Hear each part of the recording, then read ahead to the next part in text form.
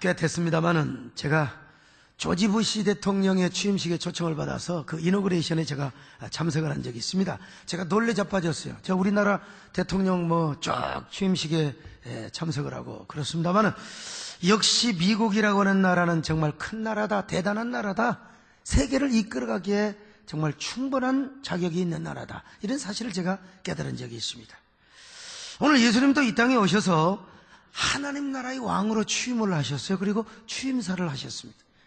물론 사람들의 눈으로 볼 때는 예수님의 대관식이 그렇게 대단하지 않게 보였겠죠. 그리고 그것이 대단한 대관식이다, 그런 거 알지도 못한 사람 많아요. 그러나 예수님의 대관식에 하늘문이 활짝 열렸습니다. 그리고 성령이 비둘기처럼 임하신 것입니다. 그리고 하늘로부터 거룩한 음성이 들려졌습니다. 자, 마태복음 3장 16절로 17절 시작. 예수께서 세례를 받으시고 곧 물에서 올라오실세. 하늘이 열리고 하나님의 성령이 비둘기같이 내려 자기 위에 임하심을 보시다니.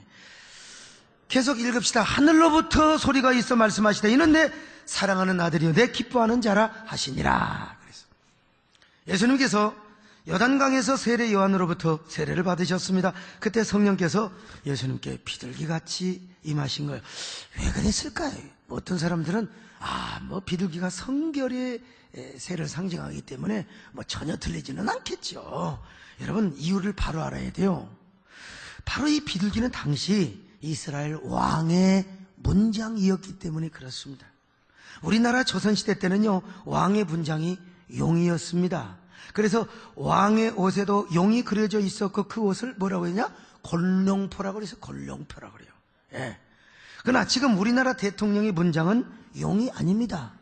봉황입니다. 봉황. 이 봉황은 사실 전설 속의 새라고 하지 않습니까? 예로부터 봉황은 상상의 새요, 하늘의 새요, 그리고 신의 새라고 생각했어요. 이게 성경적으로 표현한다면 봉황은 하나님의 천사라. 다시 말하면 이사야 6장에 보니까 스랍천사가 있잖아요. 이 스랍천사를 의미한다고 이야기할 수 있습니다. 또 우리나라의 국화인 그 무궁화 있지 않습니까? 그게 국제적인 표기가 뭐냐면 더 로즈 오브 샤론이라, 샤론의 장미란 말입니다. 이 샤론의 꽃은요, 성경에서 예수 그리스도를 의미한단 말이죠. 자, 아가서 2장 1절 시작. 나는 샤론에 수선하여 골짜기에 백합화로다. 바로 그래서 이런 노래도 있지 않습니까? 예수 샤론의 꽃 나의 마음에 사랑으로 피소서 말이죠. 예수 샤론의 꽃 나의 마음에 사랑으로 피. 이런 관점에서 보면요, 여러분, 이 봉황의 새가 딱 무궁화꽃을 감싸고 보호하고 있지 않습니까? 이게 무슨 모습입니까? 이게 이사야 6장의 스랍천사가 하나님을 옹이하고 있는 모습과 이게 연상이 되는 거예요, 여러분. 그런 관점에서 보면 우리나라는 하나님이 왕이시고 예수님이 주인이 되는 그런 나라라고 할 수가 있습니다. 그래서 애국가만 봐도 완전히 이게 찬송가입니다, 여러분. 하나님이 보호하사 우리나라 만세 말이요. 동해 물고 백두산 마르고 닳던 하나님이 보호하사 우리나라 만세.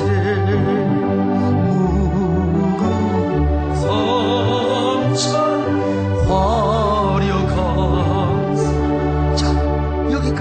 그런데 여러분, 무궁화가, 자, 우리나라 대통령의 문장에 봉황이 딱 있고 가운데 무궁화가 있어. 무궁화는 누구요?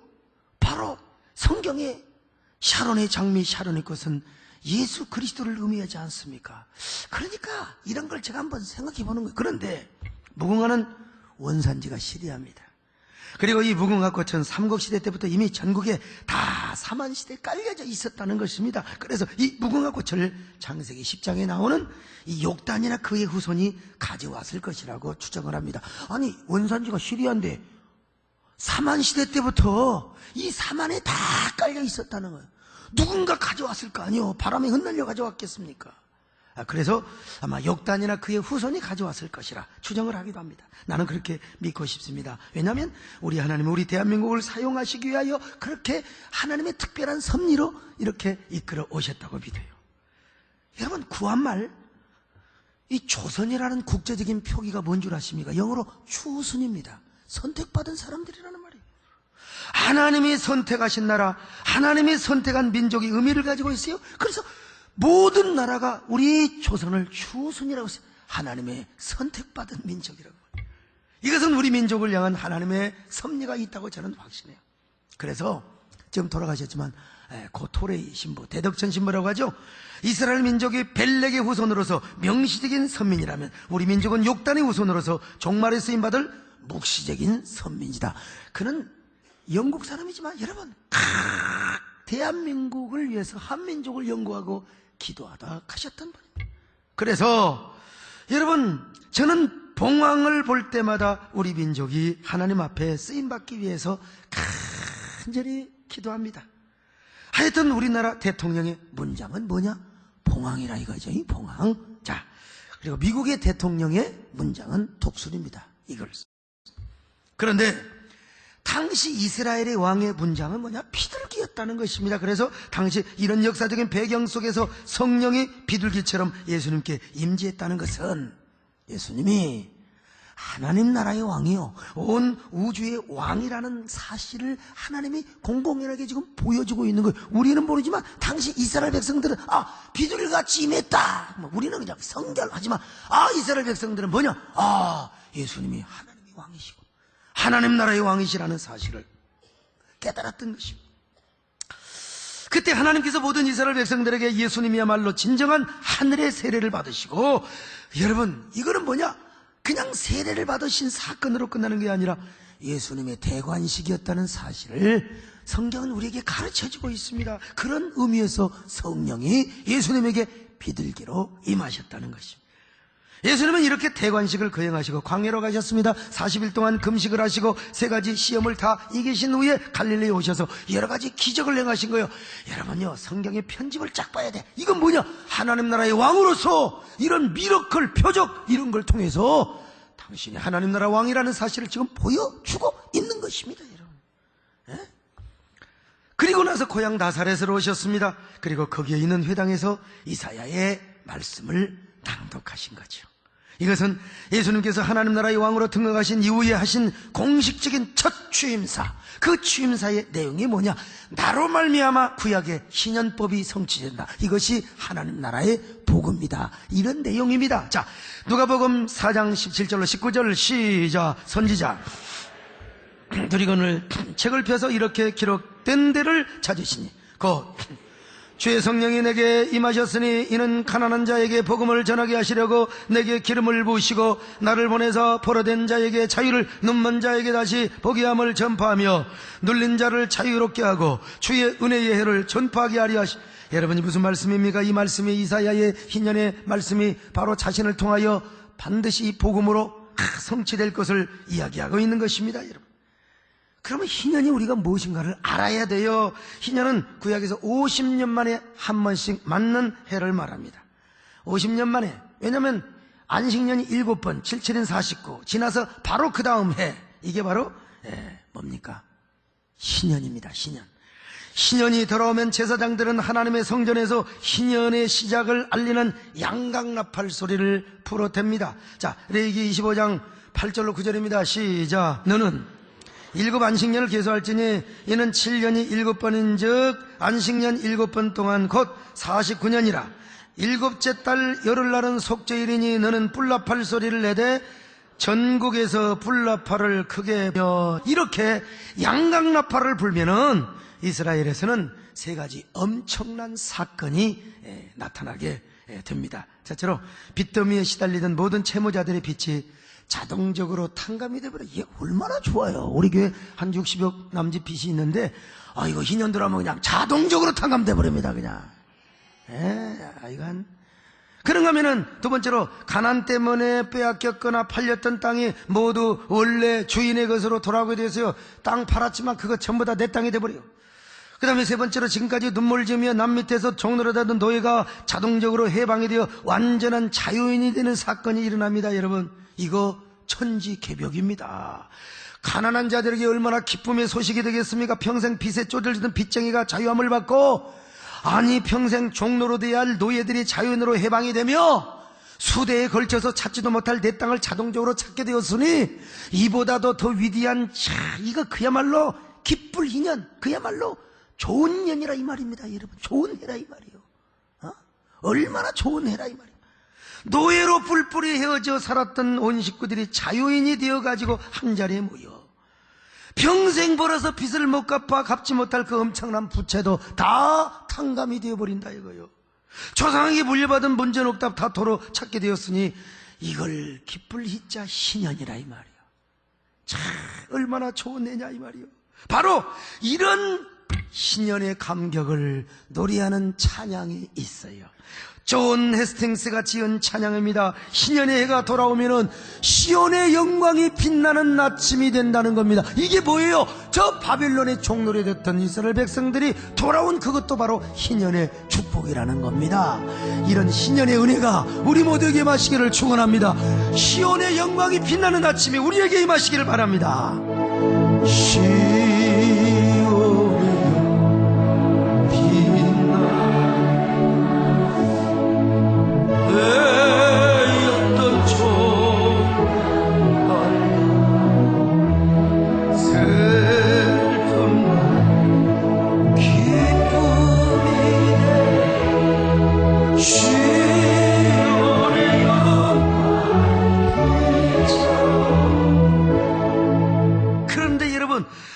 오늘 본문에서 예수님께서 이 구약의 희년의 축복이 바로 신약의 복음이요, 예수님을 통해서 이 희년법이 완전히 성취되었다는 사실, 그리고 이것이 바로 하나님 나라의 복음이라는 사실을 선포하고 있습니다. 오늘 예수님은 21절에서 이렇게 말씀하고 있어요. 이 글이 오늘날 너희에게 응하였느니라. 여러분에게 응하여 주셨습니다. 이 성경을 해석하는 데 있어서 이 구원사적인 관점에서 중요한 아주 원리가 하나 있는데, 에표론적인 해석 방법, 타이폴로지컬, 이러한 이 인터프리테이션이라고 모형론적 해석 원리라는 것이 있습니다. 구약에서는 대부분 예수 그리스도가 모형과 예표로 가려져 있어요. 근데 신약에 와서는 그 모형과 예표가 실제로 다 드러났어요.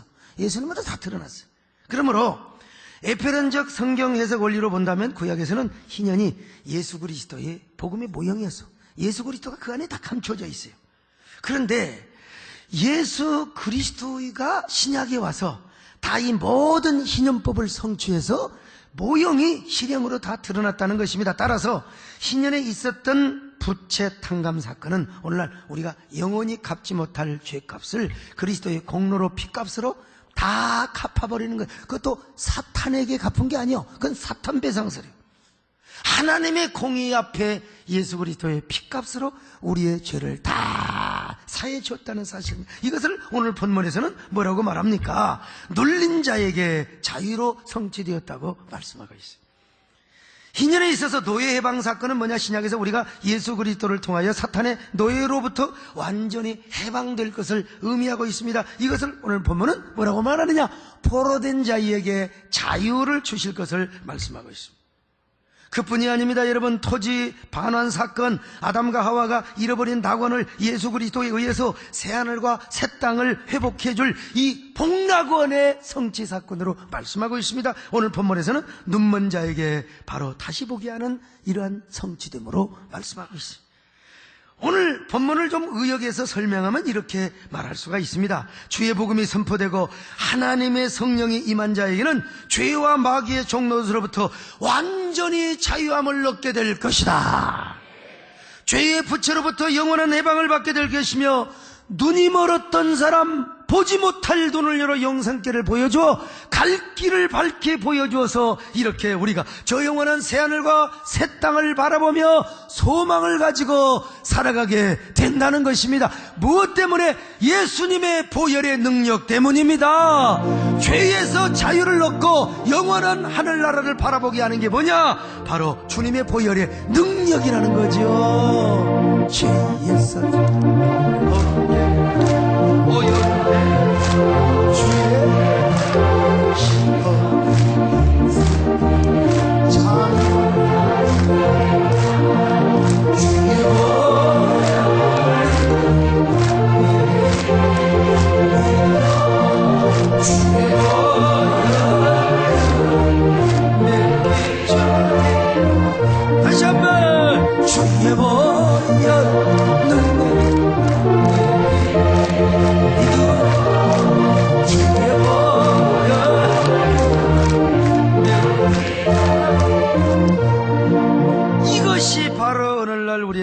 또한 희년의 복음이라는 것입니다. 이 희년의 복음이 우리에게 선포되었을 뿐만 아니라 이 희년의 은혜가 여러분 우리에게 실제로 임하게 된 거예요. 구약 백성들은 50년 만에 그것도 맛보기로. 근데 우리는 여러분 매일매일 순간순간마다 희년의 은혜를 누리게 되는 것입니다. 맛보기가 아닙니다. 진짜 백이라 이 말입니다. 여러분 희년.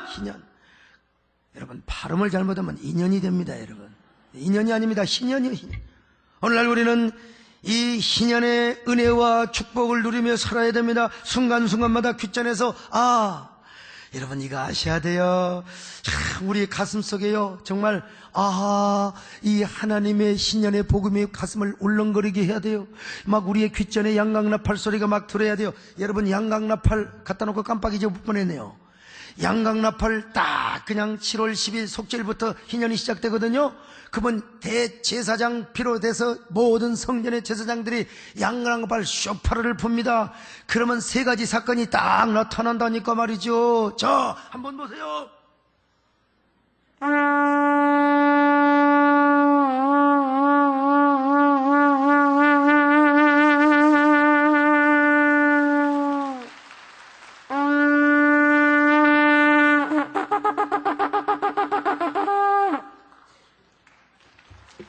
양강나팔은 여러분 아무나 부는 줄 아십니까? 이것도 배워야 되는 거예요. 오늘 여러분의 가슴에 그리고 여러분의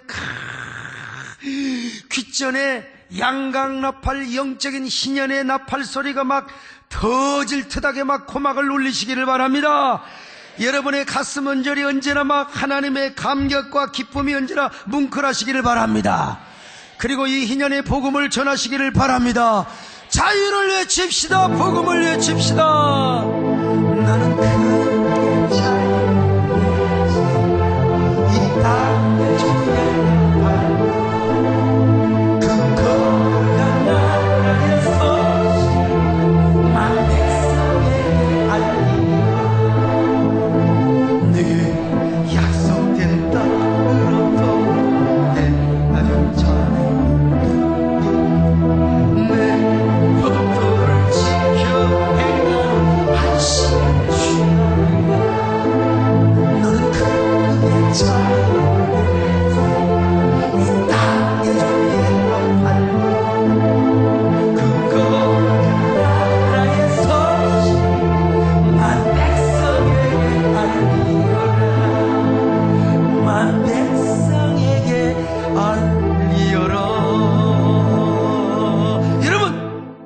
돈 좀 없으면 어떻습니까? 다리 좀 다치면 좀 어떻습니까? 좀 절룩거리면 좀 어떻습니까? 좀 어려운 일 좀 있으면 어떻습니까? 우리 속에 희년의 복음이 우리 속에 그 꽃이 만발하게 피면 우리 앞에는 어둠도 불러갑니다. 근심도 불러가요. 다 때가 있습니다. 때가 다 기쁠 때도 있고 슬플 때도 있고 여러분 그때를 바라보며 우리가 희년의 복음을 누리는 거죠. 이 전국에 말이죠 목욕탕 협회 주인들이 모여가지고 서로 지난주에 선언을 하나 했대요. 그게 뭔 줄 아세요? 모든 사람에게는 때가 있다. 오늘 여러분 왜 하나님의 희년의 복음이 있음에도 불구하고 어떻게 이렇게 램프 증후군에 걸린 사람처럼 불안장애를 겪습니까? 과잉근심을 겪습니까? 무엇 때문에 그게 오늘 우리는 희년의 영광과 감격을 회복해야 됩니다. 할렐루야. 그러기 위해서 우리는 먼저 희년의 복음이 우리에게 어떻게 성취되었는가를 알아야 됩니다. 그리고 어떻게 그 은혜가 임하게 되었는가를 알아야 될 필요가 있습니다. 희년의 복음은 어떻게 성취가 되었는가? 한마디로 예수 그리스도께서 희년의 주인이 되어주셨습니다. 50년마다 한 번씩 돌아오는 희년의 주인이 되어주셔서 이제는 매 순간순간마다 예수님이 희년의 주인인 거예요. 하나님 나라의 왕입니다. 복음의 주인입니다. 섬길수록 귀한 주님이 아닙니까 여러분? 그뿐입니까? 예수님께서는 우리의 기업 모를 자로 희년의 축복을 성취해 주셨어요. 구약에서는 토지 무르기 제도가 있어요. 어떤 사람이 너무 가난해서 어쩔 수 없이 땅을 팔았다고 합시다. 그런데 다시 형편이 풀려서 그 땅을 살 수 있는 경제력이 회복이 됐어요. 그럼 언제든지 50년만 계속 기다리는 게 아니야. 50년이 돌아오기 전에도 내가 그 땅 사고 싶다면 다시 주인은 그 땅 토지 무르기를 해줘야 돼요. 이게 참 구약의 율법입니다. 레위기 25장, 자 24절 25절 시작.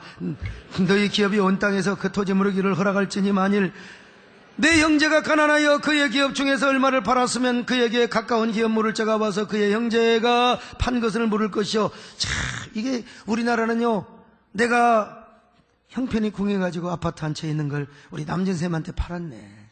그러면 남진쌤이 이제 아파트가 올라버렸어! 라고 내가 다시 그걸 물려주려고 하면은 요즘은 자기 맘대요. 안 물려줘도 되는 거요. 내가 언제 당신 팔아놓고 이제 하느냐.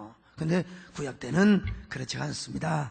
내가 가서 아이고 선생님 제가 그 땅을 다시 물고 싶습니다. 그럼 언제든지 율법이 하면 그 땅을 내가 다시 물을 수가 있었어요. 다시 이어받을 수가 있었다 이 말이요. 그뿐입니까?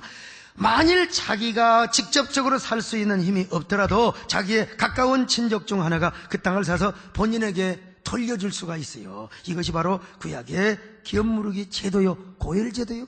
내가 지금 땅을 살 수도 없어. 근데 바로 우리 제일 가까운 분이 바로 우리 진숙 집사님이에요. 그래가지고 저분이 돈이 좀 있어. 그래서 저분이 땅을 나에게 물려줄 수 있는 거예요. 그것을 다시 사가지고. 이게 바로 토지 무르기 제도였습니다. 이건 뭐냐?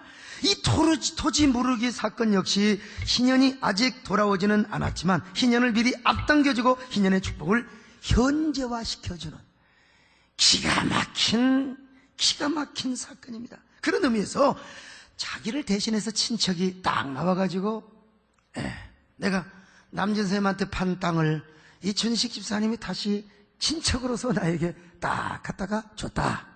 이건 나에게 있어서 구세주요. 당신의 구세주. 여러분 구약 룻기서를 보면 보아스라는 남자가 룻을 대신하여 토지 무르기를 행했던 것을 볼 수 있지 않습니까? 그러니까 이 보아스는 룻에게 있어서 구세주나 마찬가지요. 더더구나 씨까지 줬거든요. 마찬가지로 예수님께서 구약의 희년의 축복의 기업 무르기식으로 우리에게 성취를 해준 거 아닙니까? 하나님은 아담에게 에덴이라는 땅을 허락해 주셨습니다. 거기서 아담은 영원한 축복의 희년을 누릴 수가 있었어요. 그런데 이 사탄의 유혹에 빠져가지고 선악과를 따먹고 죄를 범함으로써 아담이 가지고 있었던 토지의 사용권, 곧 영적 토지 문서를 사탄에게 다 뺏겨버렸어요. 그래서 사탄이는 아담으로부터 빼앗은 토지 소유권과 문서를 가지고 공중권세 잡은 자로서 세상에 임금 노릇을 합니다. 이제 아담의 후손들의 죄의 빛을 갚고 토지 문서를 찾아오기 전에는 사탄은 인류를 향하여 죄의 권세와 사망 권세를 가지고 지 마음대로 죄짓게 하고 우울하게 하고 죄책감에 시달리고 비교의식, 열등의식, 온갖 그 쫓기고 말이죠. 그냥 이런 삶을 살게 만들어요. 사탄이 가요. 누군가 나타나서 아담이 졌던 채무를 갚고 아담이 빼앗긴 에덴의 토지 소유권을 다시 찾아줘야 되는데 아담의 후손 가운데는 찾아줄 인간이 없어. 누구도 찾아줄 인간이 없어. 자, 그런데 하나님의 은혜와 하나님의 배려로 영적인 토지 문서를 찾아줄 유일한 메시아, 기업 물을 자가 나타나게 되었으니 그가 누구냐? 예수 그리스도라는 거예요. 하나님의 아들 예수 그리스도라는 것입니다. 예수 그리스도가 제2의 아담으로 오셔서 우리의 기업 물을 자로 등장하신 것입니다. 그리고 십자가에서 사탄의 모든 권세를 박살내버리는 거예요. 창세기 3장 15절에서 이미 말씀하셨어요. 야, 여자의 후손은 팔뒤꿈치를 상하거니와 그러나 바로 여자의 후손이 뱀의 대가리, 이게 사탄을 말하는 거예요. 여러분, 뱀도요, 대가리가 죽으면 다 죽어요. 그래서 뱀은 지가 살려고, 여러분, 돌을 던지면 뱀이요, 머리부터 보호합니다. 몸을 칭칭 가고 머리를 싸움. 바로 여자의 후손이 뱀의 대가리를 박살내 버린다는 것입니다. 그래서 예수 그리스도가 제2의 아담으로 오셔서 우리의 기업 물을 자로 등장하신 겁니다. 그래가지고 사탄의 권세를 완전히 박살내버리고 죄값을 지불해 주신 거예요. 그리고 사탄의 양손에 굳게지고 있었던 에덴의 영적인 토지 문서를 빼앗아다가 우리에게 주셨음을 믿습니다.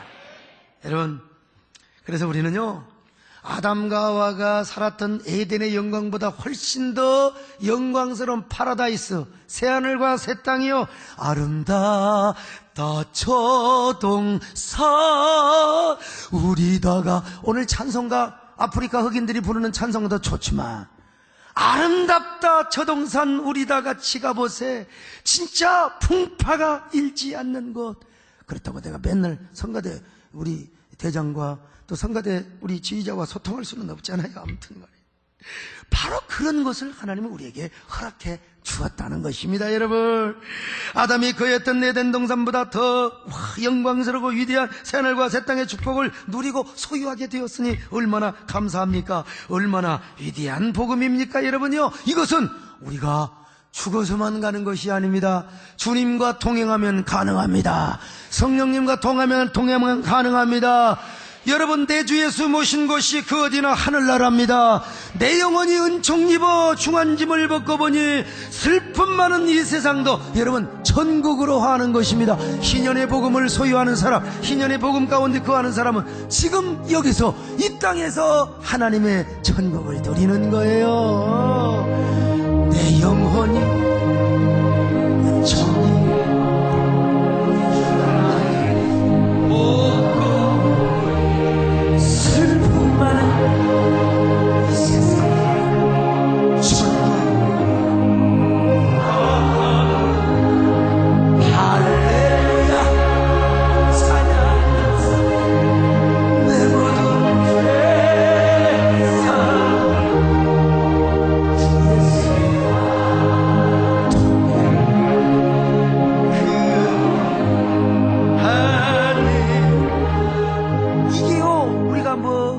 항우울제 같은 힐링하는 감성적이고 또 심리적으로 위안해주는 이러한 메시지와는 근본적으로 다른 거예요. 우리가 정말 희년의 복음 가운데 거하며 그 복음의 능력이 우리 삶 속에 거하고 우리가 이런 삶을 산다, 이거 끝내줘요. 여러분, 끝내줘요. 끝내주는, 저도 끝내주는 사나이입니다. 여러분요, 저도. 그러니까 설교가 끝내주고 그리고 말씀을 빨리 끝내는 사람이죠. 예수님께서는 이 희년의 복음을 이중적으로 성취되게 하셨습니다. 구약에서는요, 토지 무르기를 할 경우에는 일정한 형식과 과정을 밟아야 했습니다. 그 중에 하나는 토지 문서를 만들 때 두 통을 작성하는 겁니다.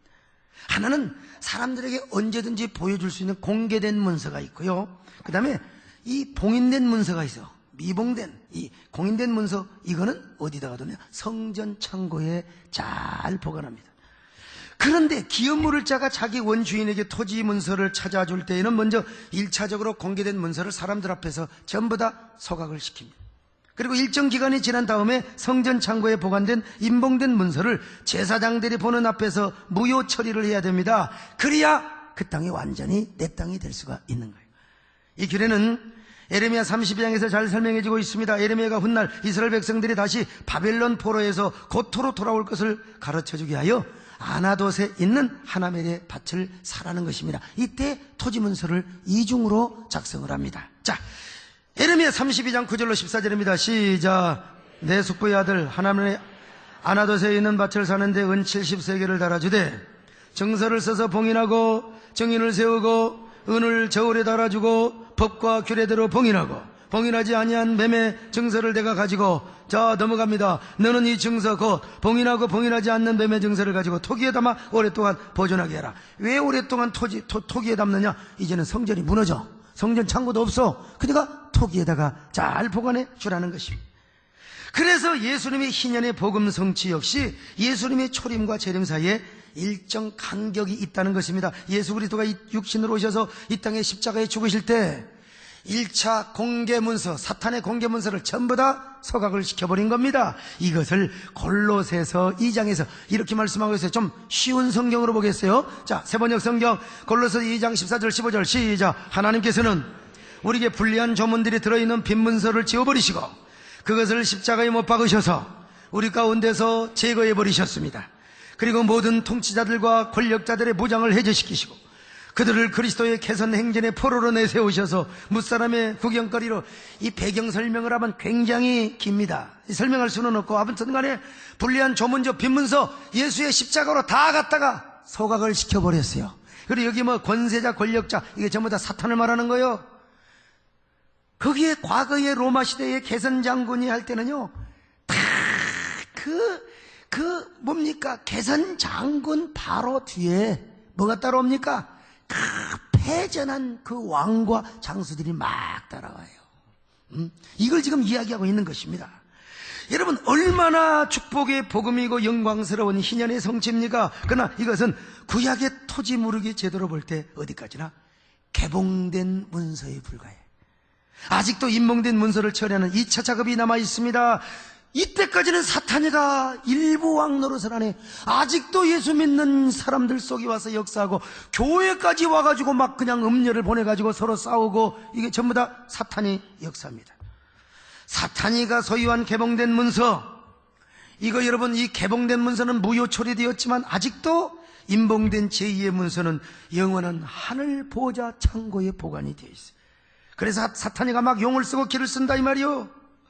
그러므로 이 희년의 복음, 희년의 은혜가 최종적으로 성취되기 위해서는 하늘 성전에 보관되어 있는 인봉된 문서의 인을 떼야 돼요. 그래서 사도 요한은 요한계시록 5장에서 이 인봉된 문서를 환상으로 봤습니다. 근데 뗄 사람이 아무도 없네요. 아담의 후손 가운데는 여러분, 인봉된 문서를 뗄 사람이 아무도 없어. 그래서 엉엉 울어버렸습니다. 엉엉 울어버렸어요. 그냥 말이죠. 하늘 아래 아담의 후손 중에는 아무도 그 인을 뗄 자가 없었기 때문이죠. 자, 계시록 5장 3절로 4절입니다. 같이 봅니다. 시작. 하늘 위에나 땅 위에나 땅 아래 능히 그 두루마리를 펴거나 보거나 할 자가 없더라. 그 두루마리를 펴거나 보거나 하기에 합당한 자가 보이지 않기로 내가 크게 울어버렸어. 그런데 여러분, 누가 나타납니까? 다윗의 뿌리요, 여인의 남자의 정자를 통해서, 남자의 씨를 통해서 태어나지 않는 여인의 후손, 성령의 감동으로, 성령의 능력으로 태어난 다윗의 뿌리인 예수 그리스도가 인떼는 자로 등장을 합니다. 할렐루야. 하늘보좌 앞에 인봉된 책의 인을 당당히 떼기 시작합니다. 5장 5절입니다. 시작. 장로 중에 한 사람이 내게 말하되 울지 말라. 유대지파의 사자 다윗의 뿌리가 이겼으니 그 두루마리와 7인을 떼시리라 하더라. 이 인을 떼니까요, 세상에는요 하나님의 진노가 임합니다. 사탄을 섬기고, 그리고 사탄이와, 그리고 이 세상에 하나님을 섬기지 않는 사람들에게 온갖 재앙과 심판이 내려져요. 자, 계시록 6장 1절로 17절 시작. 내가 보면 하나를 떼시는데, 그때에 내가 들으니 네 생물 중에 하나가 우레소리와 같이 말하되 오라 하기로. 다 읽을 수는 없고 17절로 갑니다. 시작. 산들과 바위에게 말하되 우리 위에 떨어져 보좌에 앉으신 이의 얼굴에서와 그 어린 양의 진노에서 우리 가리라. 그들의 진노의 큰 날이 이르렀으니 누가 능히 서리요 하더라. 여러분, 사탄을 다루고 사탄을 경배했던 사람들에게는 하나님이 온갖 이 땅까지 심판하는 거예요. 그런데 하나님의 택한 백성은 인을 하나 뗄 때마다 하나님을 찬양합니다. 저 하늘 보좌에서도 찬양하며, 이 땅에 하나님의 백성은 위로를 받고 구원을 받으며, 천상의 성도들은 흰옷을 입고 면류관을 쓰며 어린 양 예수 그리스도를 찬양한다 이겁니다. 자, 계시록 7장 9절로 10절입니다. 시작. 이 일 후에 각 나라와 족속과 백성과 방언에서 아무도 능히 셀 수 없는 큰 무리가 나와 흰옷을 입고 손에 종려가지를 들고 보좌 앞과 어린 양 앞에 서서 큰 소리로 외쳐 이르되 구원하심이 보좌에 앉으신 우리 하나님과 어린 양에게 있도다. 할렐루야. 종려나무 가지, 종려나무지, 이건 우아함, 고상함, 성도의 승리. 이 종려나무 가지, 그래서 예수님이 예루살렘에 올라오실 때도 종려나무 가지를 들고 말이요 호산나 찬양하리로다 그랬어요. 이 종려나무 가지를 들고 승리한 성도들이 하나님을 찬양합니다. 찬양의 내용이 뭡니까? 구원하심이 보좌에 앉으신 우리 하나님과 어린 양에게 있도다. 할렐루야. 구원하심